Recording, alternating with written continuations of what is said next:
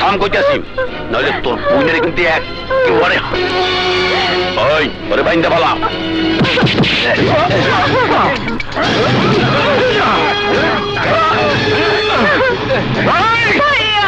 আমার সারা দে।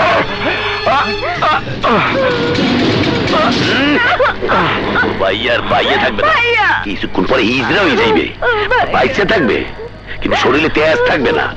আর এই সুযোগে তুই তোমার তেজটা কমাইয়া দে। আসো